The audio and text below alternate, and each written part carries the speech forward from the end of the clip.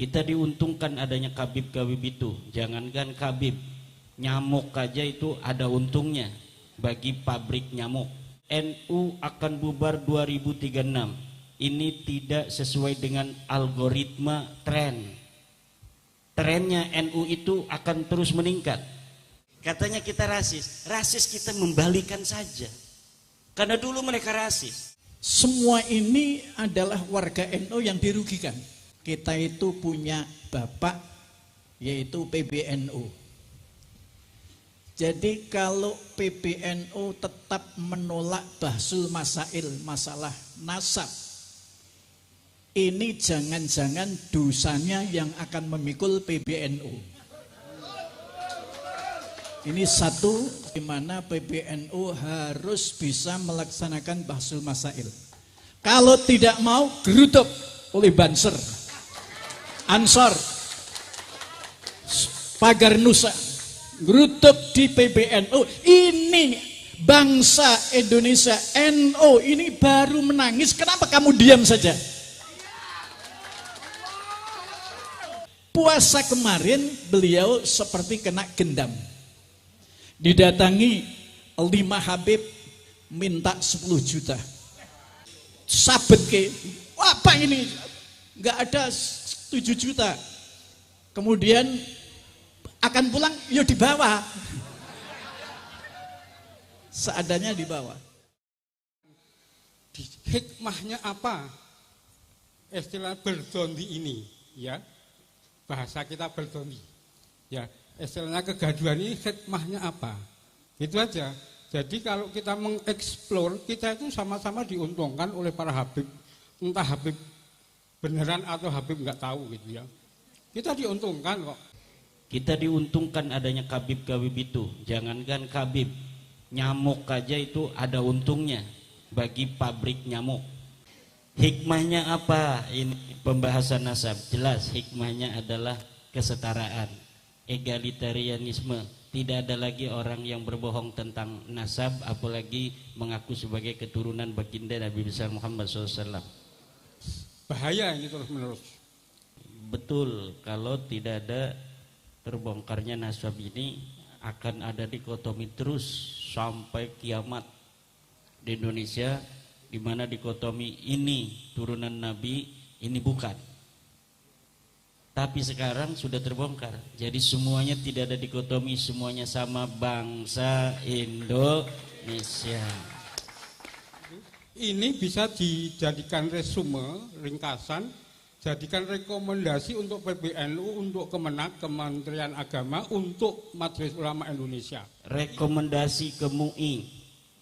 Ya, sekarang ini saya sampaikan kepada MUI bahwa Bapak Muhadi dari Klaten mengusulkan kami untuk memberi rekomendasi ke MUI. Saya juga sebagai Ketua Fatwa Majelis Ulama Indonesia Provinsi Banten. Kalau kita mau bikin fatwa gampang aja kan, teman-teman saya di Komisi Fatwa kita fatwakan begitu. Tapi ini nanti ada konflik interest. Maka dengan apabila ini direkam dan nanti ada YouTuber yang menyampaikan ke publik, saya sampaikan agar rekomendasi kepada MUI untuk menggelar fatwa terkait batal atau tidaknya nasab Habib Ba'lawi kepada Rasulullah Muhammad SAW. Kemudian dari Bapak Purwanto, Islam akan rusak oleh umat Islam sendiri. Ini ada proposisinya Islam mahjubun bil muslimin. Kemudian yang pertama, saya pernah mendengar Islam akan rusak oleh Islam sendiri. Yang kedua, NU akan hilang, akan bubar di tahun 2030. Kemudian di dalam Islam ini saya tidak pendengar, yang saya tahu hanya NU dan Kiai. Tidak pernah tahu kenal apa itu Habib. Yang saya kenal pertama kali hanya Habib Umar Mutahar dari sisi keilmuannya cukup menguatkan dari Ahlussunnah wal Jamaah Alanah Nahdiyah. Yang kedua Habib Syekh yang dengan sholawatnya bisa semua orang NU bahkan orang non NU pun dari sana itu. Pertanyaan saya, apakah kegaduhan dari orang-orang Nahdliyin tentang Habib yang asli dan yang tidak asli ini ada hubungannya Islam itu akan rusak dengan itu dari sisi itu, sehingga ke depan kalau para kiai, para ulama kita tidak waspada, barangkali apakah itu akan terjadi begitu? Itu pertanyaannya. NU akan bubar 2036. Ini tidak sesuai dengan algoritma tren. Trennya NU itu akan terus meningkat. 1955 NU itu hanya 18%. 2005 NU 30%. 2024 ini 56%. Dan kalau dikatakan apakah NU akan bubar 2030 atau 2036, saya kira malah NU akan menjadi 70% umat Islam di Indonesia mengaku Nahdlatul Ulama di masa depan. Kemudian ada Pak Umar Mutahar, Pak Syekh bin Abdul Qadir, bagaimana? Ya, kalau Pak Umar Mutahar saya kurang kenal. Pak Syekh bin Abdul Qadir ini beliaulah yang menyatakan Rizik Syihab itu sebagai gurunya NU. Itu dari mana itu kan? Itu nalarnya sulit itu. Bagaimana Pak Rizik Syihab sebagai gurunya NU gitu. Kemudian apakah kegaduhan ini ada apa ini? Ada hubungannya dengan Islam akan rusak? Dari apakah kegaduhan ini ada hubungannya dengan proposisi Islam akan rusak dengan umat Islam itu sendiri? Saya kira kalau kegaduhan, Nabi Muhammad saja ketika diberikan wahyu oleh Rasulullah Muhammad sallallahu alaihi wasallam tentang syahadat tidak ada Tuhan selain Allah, Nabi Muhammad adalah Rasulullah, mengatakan itu ya bikin gaduh. Jadi tidak setiap sesuatu yang bikin gaduh itu adalah tidak bermanfaat. Tidak setiap yang bikin gaduh itu tidak akan ada sisi positif untuk kemanusiaan itu sendiri. Justru kalau tidak ada kegaduhan, banyak orang yang tidak akan sadar bahwa apa yang selama ini terjadi adalah sebuah kesalahan dan kebatilan. Dengan adanya kegaduhan, orang yang tidur dalam keadaan rumahnya kebakaran akan tahu bahwa rumahnya sedang kebakaran.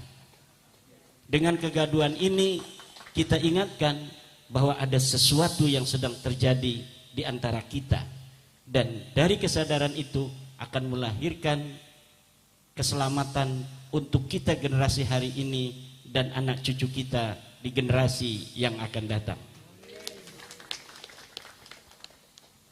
Kemudian sudah ini ya. Demikian bola panas YouTuber, ya itu tadi. Karena mereka menyebarkan ajarannya itu di media sosial, maka cara kita untuk mengkanternya juga adalah media sosial. Kiai-kiai kita yang saleh dan alim itu banyak yang belum punya HP atau tidak mau dia pakai HP. Maka selain kita menyebarkan kesadaran ini yang telah kita dapatkan, pengetahuan yang telah kita baca ini, kita sebarkan juga melalui media sosial, dan simultan dengan itu kita juga terjun ke daerah-daerah seperti malam hari ini. Saya ini tugas intinya adalah ngajarin santri, tapi saya anggap menurut pandangan saya memberitahu kepada masyarakat untuk resonansi daripada apa yang telah saya ketahui itu juga ditangkap oleh masyarakat yang luas, maka saya bersedia untuk meninggalkan sesuatu yang menurut saya wajib, yaitu mengajar santri untuk kewajiban yang lebih besar, yaitu memberikan kesadaran kepada komunitas yang lebih besar juga. Ini yang, dan kita sama sekali tidak ada unsur-unsur hal lain kecuali untuk kemaslahatan. Pertama, untuk kemaslahatan para kabaib itu sendiri. Jelas ini akan maslahat bagi dia. Bagaimana tidak maslahat? Selama ini mereka sendiri bisa jadi nggak tahu kalau mereka bukan cucu Nabi. Bisa jadi mereka sendiri tidak tahu bahwa mereka bukan cucu Nabi. Sekarang kita kasih tahu, Dek, Kang, ente ngaku cucu Nabi, ente bukan cucu Nabi. Saya sejak bayi sudah dikenalkan cucu Nabi. Iya, tapi ini tes DNA-nya Anda bukan. Ini kajian sejarahnya leluhur ente yang disebutkan Ubaid itu katanya anak Ahmad bin Isa. Ini sudah ada dukcapil di masa lalu. Nih dukcapilnya Ahmad bin Isa itu nggak punya anak namanya Ubaid. Nah, dari kebanggaan yang selama ini telah ada di dalam diri mereka, yang dengan itu mereka merendahkan orang lain, maka minimal merendahkan orang lainnya itu akan berkurang. Maslahat apa tidak itu? Maslahat. Yang kedua, maslahatnya untuk umat Islam.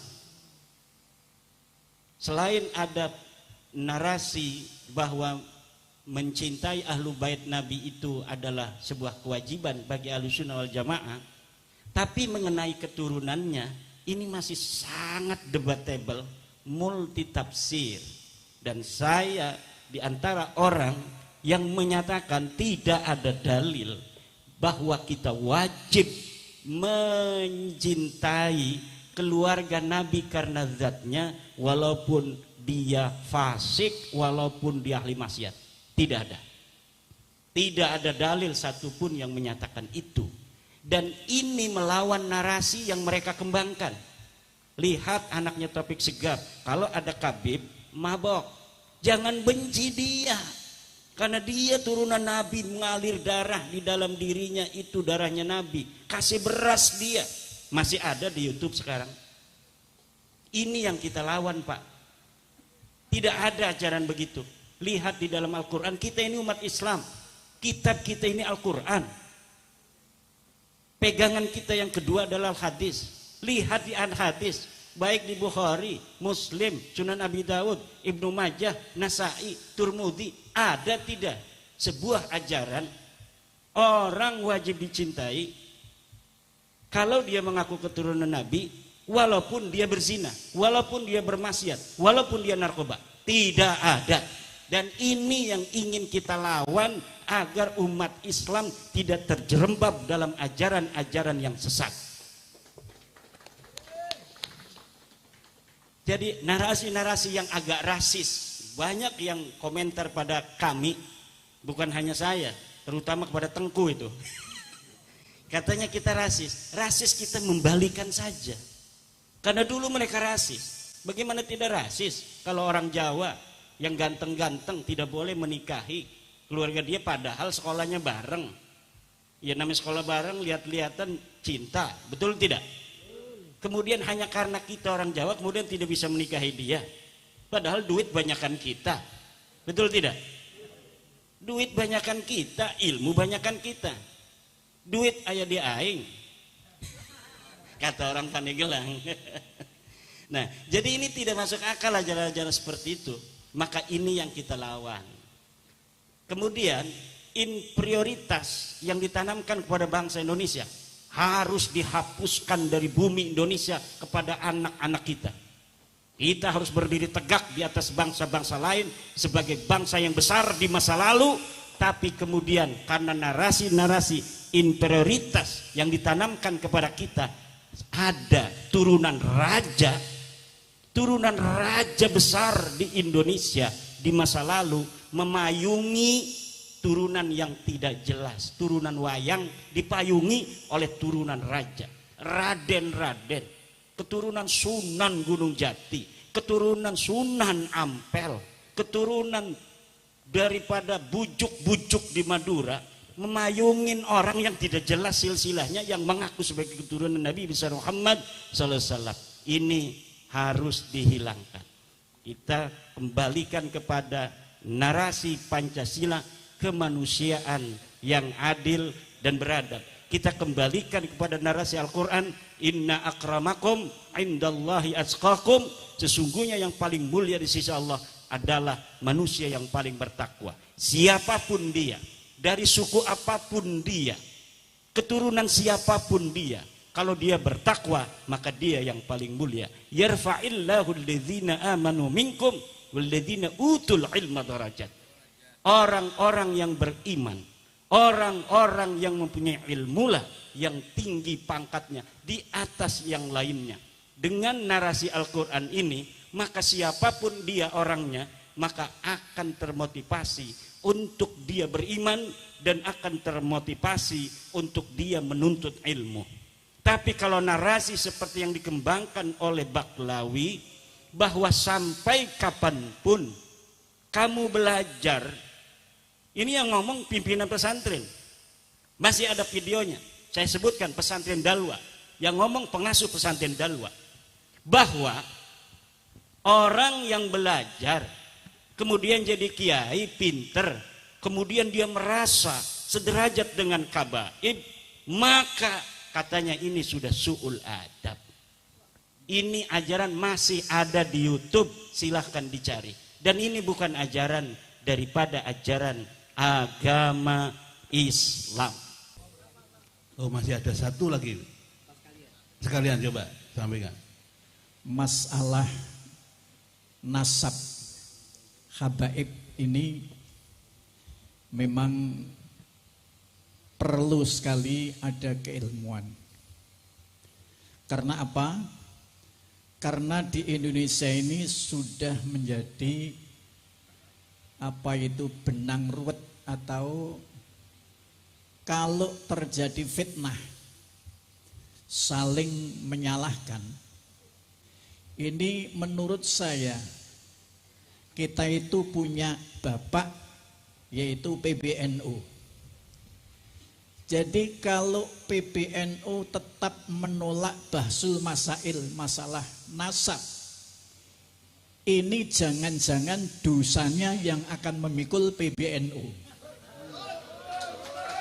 Ini satu kami sampaikan pada Akhinal Karim Kiai Haji Imaduddin untuk langsung, yaitu nanti apa itu bagaimana PBNU harus bisa melaksanakan bahsul masail. Karena keilmuan harus kejujuran, sehingga ilmu itu tidak diremehkan. Semua ini adalah warga NU yang dirugikan.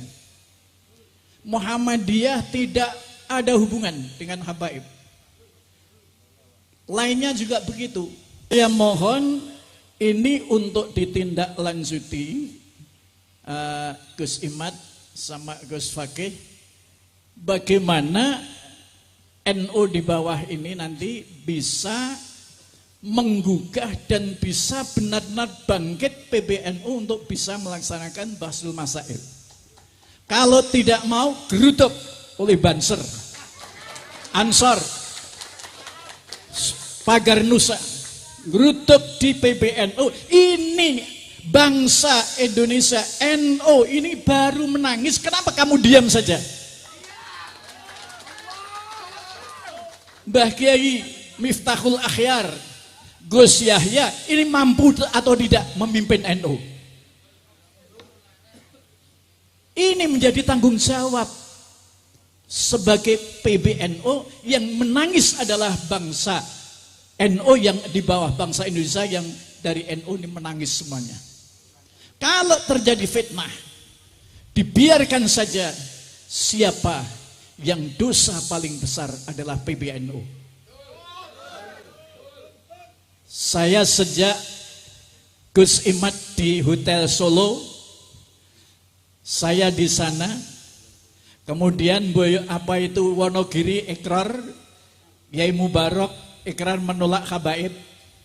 Saya pun juga sebagai penceramah se-Solo Raya, saya juga keliling. Di mana ada habaib, saya tidak mau diundang.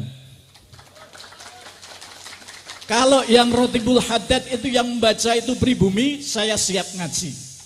Tapi kalau yang baca habaib, cari mubalek yang lain.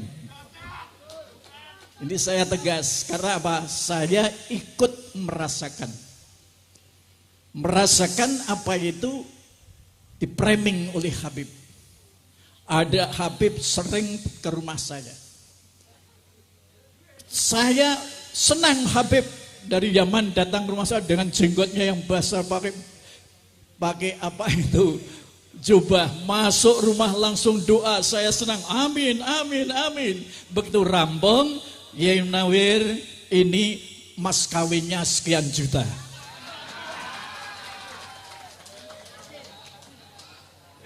Baru puasa kemarin saya ngaji di Pondok Pesantren Al-Falah Sukoharjo. Yai siapa itu? Sing mayang itu. Mas Setio itu kan teman saya. Saya dulu itu sejak awal pesantren kok tarweh 11 tak sengeni. Akhirnya tarweh 13. Pondok pesantren harus tarweh 13. Akhirnya saya diberi beban oleh Mas Tio, pokoknya jenengan setiap Ramadan harus di sini atau itu ngimami tarweh 11 atau 13 karena saya yang merubah. Kemudian puasa kemarin beliau seperti kena gendam. Didatangi 5 Habib minta 10 juta. Masuk rumah berdoa kemudian minta mas kawin seperti tidak sadar.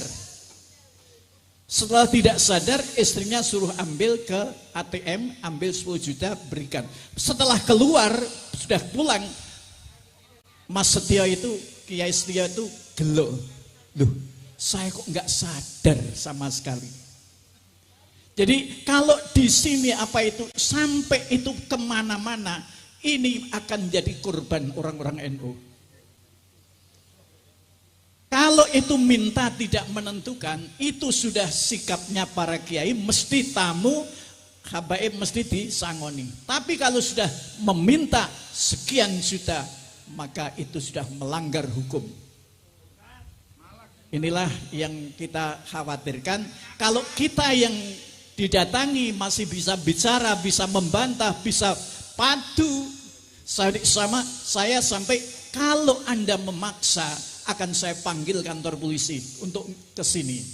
Siap saya panggilkan lewat HP. Dia takut akhirnya pamitan. Tapi uang yang sudah saya siapkan tadi sabet ke. Apa ini? Enggak ada 7 juta.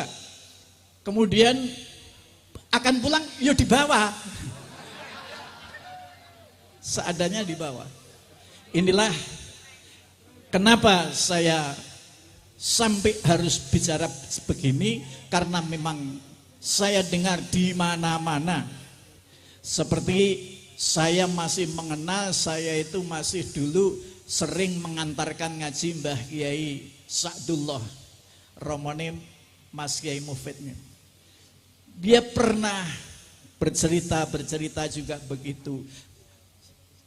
Begitu cerita-cerita yang begitu, Masya Allah. Oleh karena itu saya mohon Gus Imad, Gus Fakih dan Gus Kori semuanya mohon ini benar-benar PB harus bisa menggelar Bahsul Masail keilmuan, jangan diremehkan ilmu. Apa artinya ajang Bahsul Masail di PB kalau satu ilmu ini ditutup? Masalah habaib, masalah nasab ditutup berarti PBNU tidak jujur. Maka itu wajib digeruduk. Harus bisa menyelenggarakan Bahsul Masail. Percuma Gus Imad setiap hari keliling kemana-mana, tapi hanya di ekornya kopat kapit neng isor, neng dhuwur dia hanya ketawa-ketawa. Inilah yang perlu kami sampaikan. PB harus memfasilitasi adanya Basul Masail harus sukses. Kalau tidak sukses, apakah pasukan Wali Songo tidak bisa punya kekuatan untuk bagaimana PBNU melaksanakan Basul Masail? Gunakan pasukan untuk menyadarkan PBNU untuk menyelenggarakan Basul Masail. Karena apa? Itu kunci. Kalau nanti sudah digelar di PB, nggak usah Gus Imad itu kelali kemana-mana. Sudah ini hasil muktamar, hasil apa itu Basul Masail PBNU, itu sudah langsung berikan pada habaib. Sing rewel, inilah hasil PBNU, ini hasil Basul Masail PBNU. Itu sudah cukup sehingga tidak terjadi fitnah yang menjadi apa itu saling menyalahkan. Kadang-kadang lucu. Saya itu kenal akrab dengan Habib Novel. Habib Novel itu juga sembrono. Siapa yang mengkritik Habib? Iblis. Ya Allah, Bib, kamu itu umurnya berapa? Baru kemarin. Sudah begitu. Tidak punya hak untuk mengatakan semacam itu. Bahwa Islam ini adalah rahmatan lil alamin. Banyak ulama-ulama NU yang lebih alim. Kamu itu seberapa dibandingkan ulama-ulama NU? Inilah yang perlu kita sampaikan. Dan saya sampai apa itu oleh anak-anak saya pun sebenarnya semacam ini nggak boleh bicara, nggak boleh datang. Tapi saya demi bangsa. Inilah sekian kami sampaikan. Akhirul kalam. Wallahul muwaffiqu ila aqwamit thariq. Assalamualaikum warahmatullahi wabarakatuh. Langsung aja Ki. Terima kasih kepada Yai Munawir Akwan PCNU ya.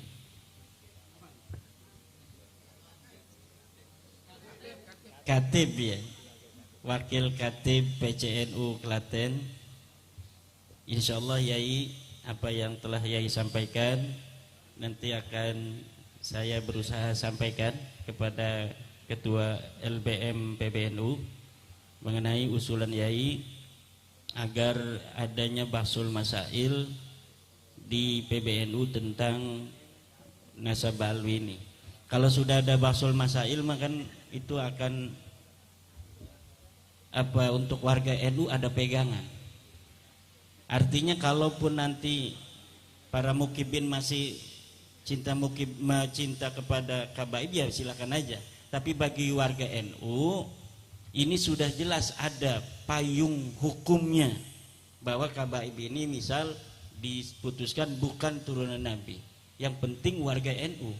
Tanggung jawab kita ini kan kepada warga NU. Kalau dia masih tetap kekeh mengaku cucu Nabi ya silakan saja masing-masing. Kalau sudah ada Basul Masail untuk kemaslahatan warga Nahdlatul Ulama. Tapi karena saya cuma anggota Basul Masail, lembaga Basul Masail PB, jadi tidak bisa mengundang. Saya bisanya hanya diundang, tapi nanti insya Allah saya sampaikan kepada Ketua LBM PBNU Yai. Makasih untuk